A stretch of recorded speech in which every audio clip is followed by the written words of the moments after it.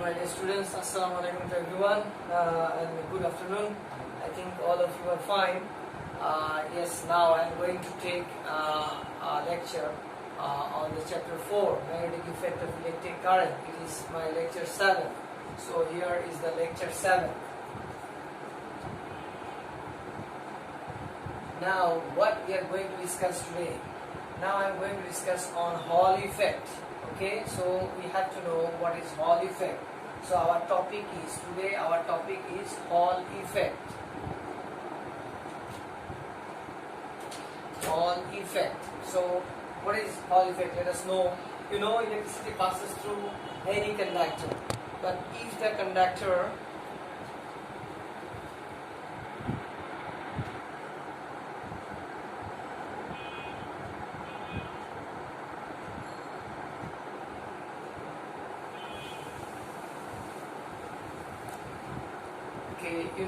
when electricity passes through any conductor and then it produces a magnetic field. What happens if that conductor is placed in a magnetic field? Then we see how much force is exerted on that conductor. But if the conductor is a rectangular plate like this, if electricity passing through a rectangular plate like this, a rectangular plate, and electricity passing in this way, and then is the direction of the flow of electricity, and then magnetic field is applied perpendicularly on the plate. Magnetic field is applied perpendicularly to the plate. Then experimentally we found that we find that the charges are deflected. You know, electricity, direction of the flow of electricity and the charge in the same direction. So we can consider this is the direction of the flow of positive charge. So you see, look at my hand. If we consider left hand rules, then you see this is the direction of the flow of electric current. That is the direction of the charge, flow of charge, positive charge, flow of positive charge, and then magnetic field is applied perpendicularly. So if I say, if you draw like this, along x-axis flow of current or charge, along y-axis magnetic field, then along z-axis force, magnetic force on the charge, along z-axis magnetic force on the charge. So the positive charge will deflect in this direction. The positive charge will deflect in this direction.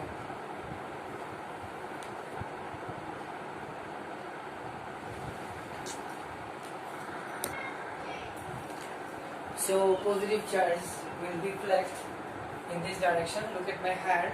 This is the direction of the positive charge. This is the direction of the magnetic field, and this is the direction of the force exerted, magnetic force exerted on the charge. So the charge will be deflected in this side, and as a result, the opposite charge, I mean negative charge, will be deflected in the another side. So if both the sides are connected, if both opposite sides are connected by a conductor and a voltmeter is attached with them,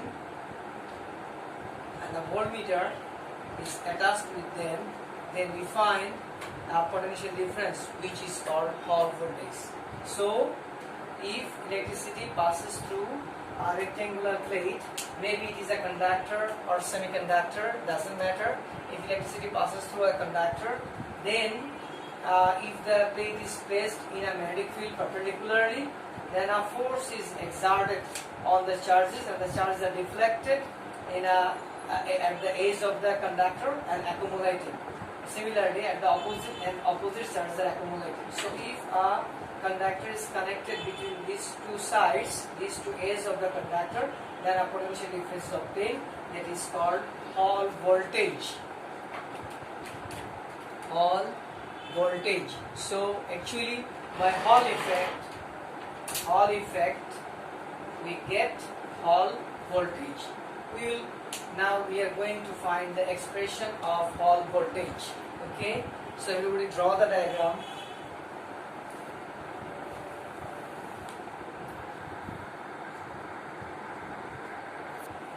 Now let us consider charge of each charge carrier is Q. Let charge of each charge carrier be small q. Charge of each charge carrier small q, and number of charge carriers per unit volume.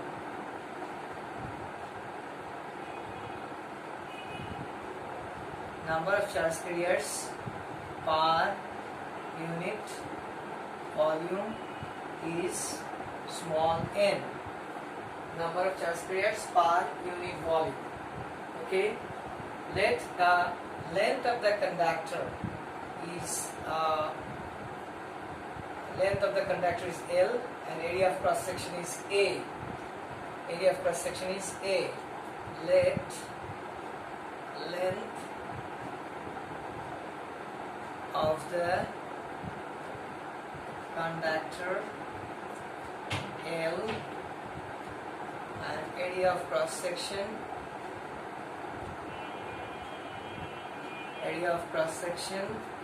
be A. Okay. Flow of current through the conductor be I. Okay. Now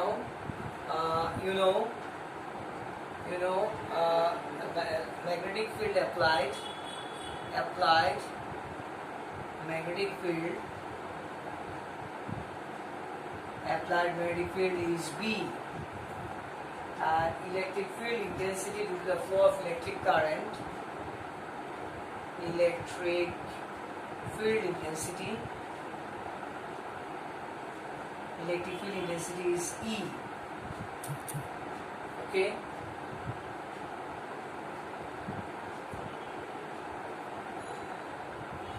Now width of the conductor is B.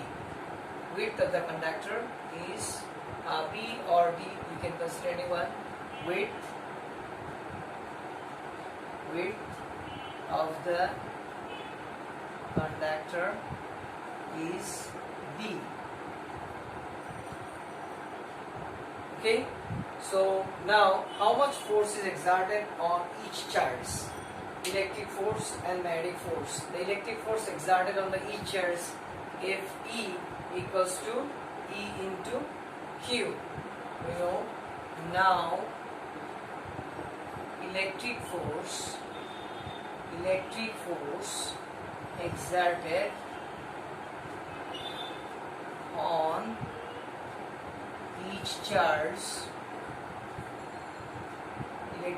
exerted on each charge, Fe equals to Q into E,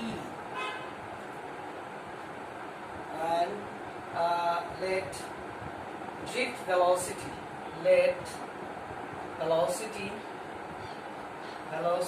of charge carrier be V. Therefore the magnetic force exerted on the charge FB is QVB. This one is equation 1 and this one is equation 2. Now you see, if we increase the magnetic field gradually, then after some time we will find that there is no force exerted on the charges. I mean, electric force and magnetic force are equal. In that case, no charge will pass through the conductor. They will be deflected at the edge of the conductor. You understand me? I say, if we increase the intensity of the magnetic field gradually, then at a certain time we will find that no charge passing through the conductor. They will be accumulated at the edge of the conductor. Then in that case, at equilibrium, electric force and magnetic force will be equal. So we say at equilibrium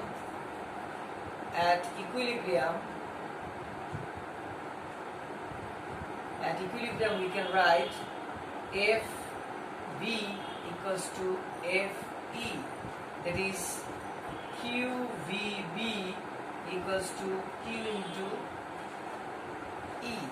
That's why we get E equals to VB. We get E equals to VB.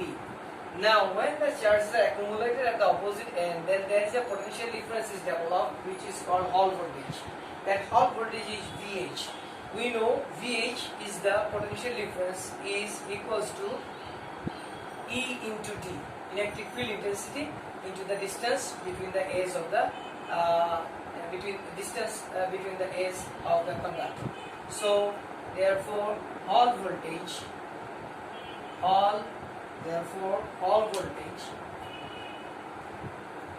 I can write it here. Therefore, Hall voltage VH equals to E into D. We know E equals to VBD. Therefore, VH equals to VBD. This is the expression of Hall voltage. This is the expression of Hall voltage. VH equals to VBD. This is the expression of the Hall voltage. So, do you understand the point? You see all the points gradually. I repeat it. You see there is a rectangular plate where its length is L,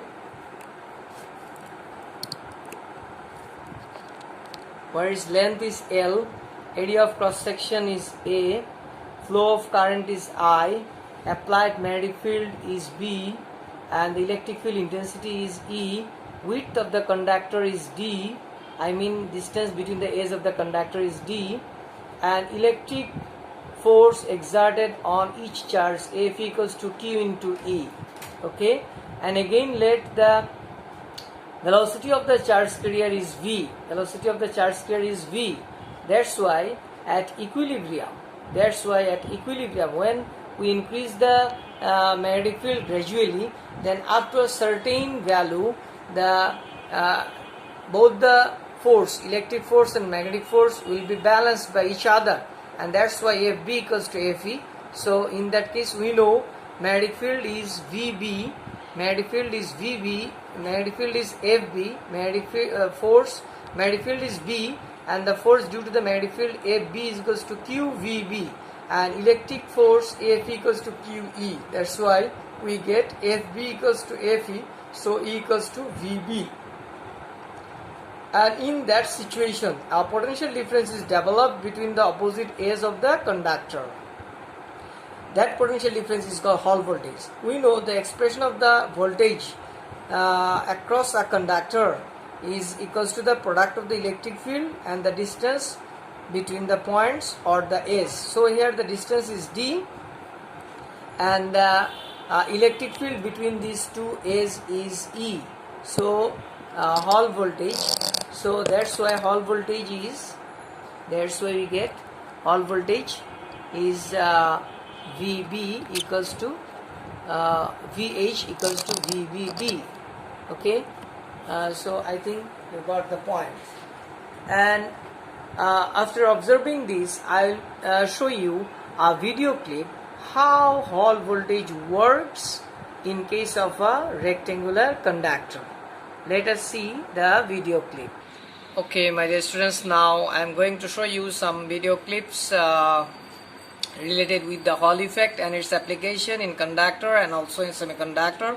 First we will see what is Hall effect, then I will describe it an experiment for p-type semiconductor, and then the expression of the Hall effect. Okay, it depends on which factors, I will explain it, and then we will see some applications of Hall effect. So,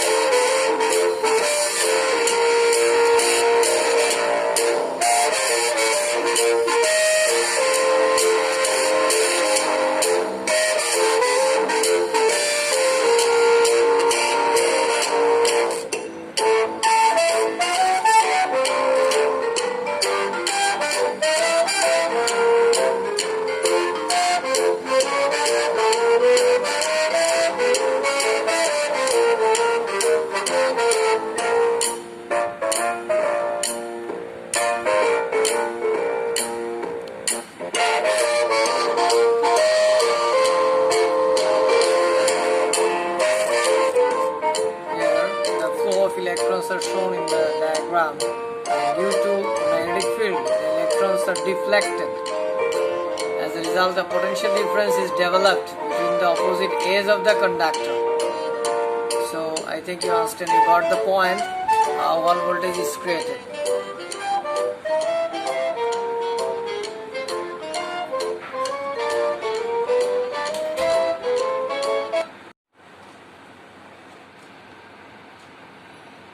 Now let us again see Hall effect in p-type semiconductor.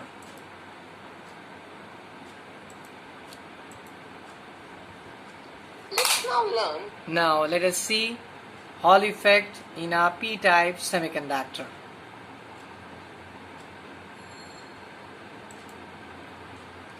Let's now learn what is Hall effect. Okay. Let's just say I have a semiconductor wafer over here. Let's just assume this is a p-type semiconductor.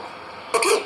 Now, if we have a current flowing through the semiconductor like this, okay, let's just say I have this connected to a battery, okay, and due to which your current is flowing along this direction, okay.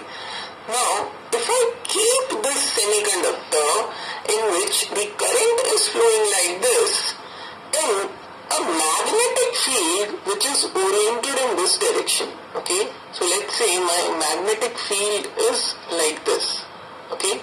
Then what I would notice is a potential difference develops across your this and the other surface which is on the other side, okay, the surface which is opposite to this.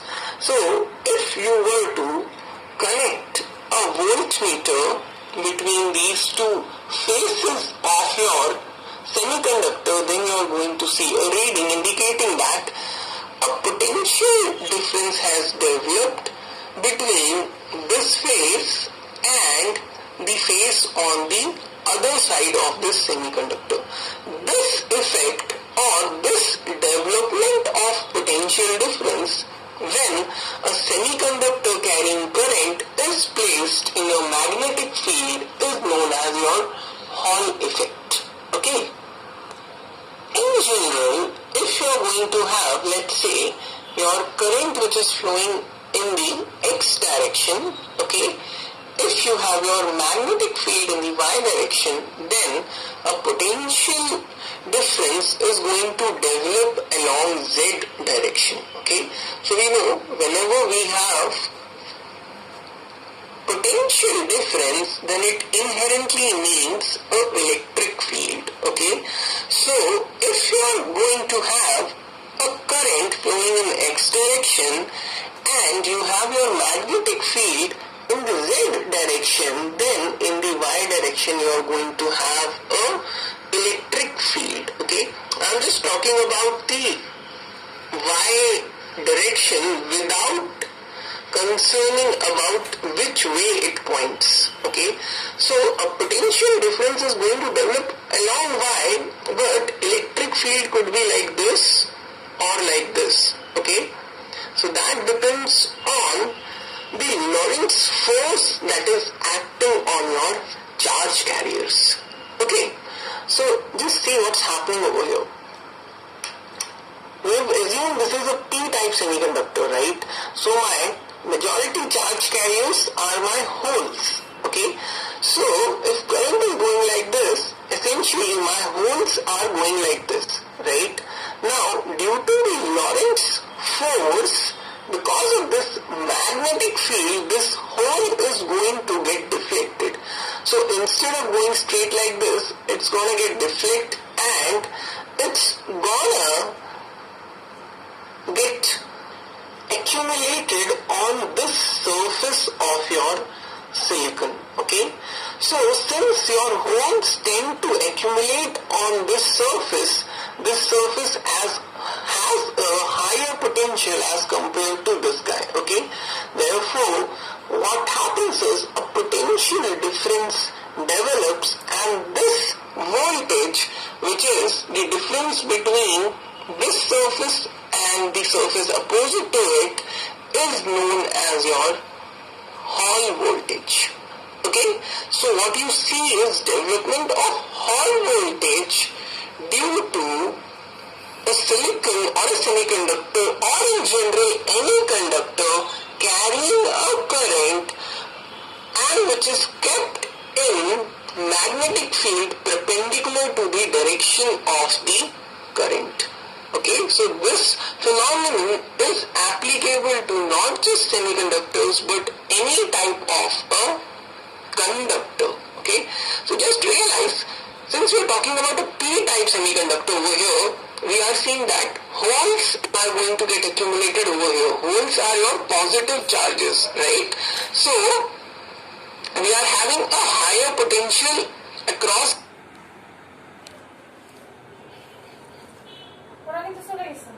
Yeah. হ্যাঁ সোনিয়ার মাগরিবের সময় গেছে আচ্ছা, তো আগেই গেছে। ঠিক আছে, কথা বলো না, কাজ শেষ করে নিয়ে। Okay, now I am going to show you how we get Hall expression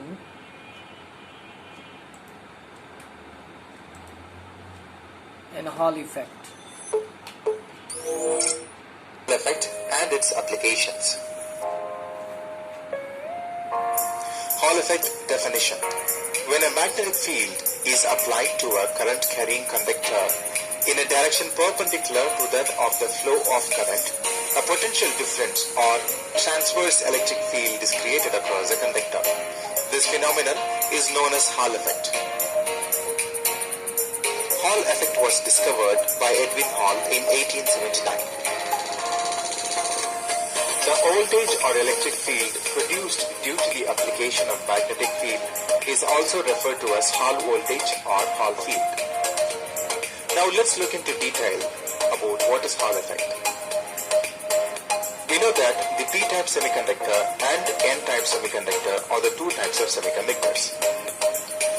In the n-type semiconductor, free electrons are the majority carriers and holes are the minority carriers. That means most of the current in the n-type semiconductor is conducted by free electrons. In the p-type, holes are the majority carriers and free electrons are the minority carriers.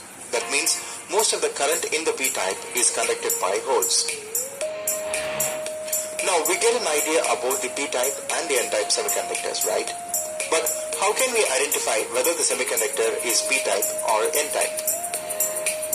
Free electrons and holes are the very small particles, so we can't see them directly with our naked eyes. But by using Hall effect, we can easily identify whether the semiconductor is a p-type or n-type. When a voltage is applied to a semiconductor or conductor, electric current starts flowing through it. In conductors, the electric current is conducted by free electrons, whereas in semiconductors, electric current is conducted by both free electrons and holes.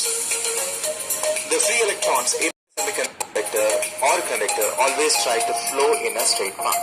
However, because of the continuous collision with the atoms, free electrons slightly change their direction. But if the applied voltage is strong enough, the free electrons forcefully follow the straight path. This happens only if no other forces are applied to it in other direction. If we apply the force in other direction by using the magnetic field, the free electrons in the conductor or semiconductor change their direction. Consider a material, either a semiconductor or a conductor as shown here. When a voltage is applied, electric current starts flowing in the positive x direction from left to right. If a magnetic field is applied to its current carrying conductor or semiconductor in a direction perpendicular to that of the flow of current, that is z direction, an electric field is produced in it that exerts force in the negative y direction, which is downwards. This phenomena is known as Hall effect. Hall effect was named after American physicist Edwin Hall, who discovered the phenomenon in 1879. Hall effect helps to determine the type of material. We can easily identify whether a semiconductor is p-type or n-type by using this effect. If the voltage produced is positive, then the voltage is said to be p-type, and if the voltage produced is negative, then it is n-type. The Hall voltage is directly proportional to the current flowing through the material, the magnetic field strength, and it is inversely proportional to the number of mobile charges in the material and the thickness of the material. So, in order to produce a large Hall voltage, we need to use a thin material with few mobile charges per unit volume. Mathematical expression for the Hall voltage is given by VH is equal to IB by QNT, where VH is equal to Hall voltage, I is equal to current flowing through the material, B magnetic field strength, Q charge, N number of mobile charge carriers per unit volume, D thickness of the material. The applications of Hall effects. It is used to find whether a semiconductor is N-type or P-type. It is used to find carrier concentration. Hall effect is used to calculate the mobility of charged carriers, free electrons and holes. It is also used to measure conductivity. It is used to measure AC power and the strength of magnetic field. Hall effect is used in an instrument called Hall effect multiplier, which gives the output proportional to the product of two input signals. So I think, my dear students, you understand all the points related with the Hall effect. Finally, I said you the expression of the Hall voltage is VH, VBD. Then there is another expression you learn in the video clip. This is also applicable for Hall voltage. So here you see, if the Hall voltage is positive, then we say it's a P-type semiconductor. But if the Hall voltage is negative, then we say it is a N-type semiconductor. Okay, that's why Hall effect helps us to know, identify a conductor, a semiconductor of P-type or N-type. And there are some other applications of Hall effect. I think you have learned so many things from this topic, and you can do better in the exam. And we will also discuss the mathematical problems related with the Hall effect in the next class. So up to that, everybody be safe, stay at home and study at home. So see you again. Bye bye. Allah Hafiz today.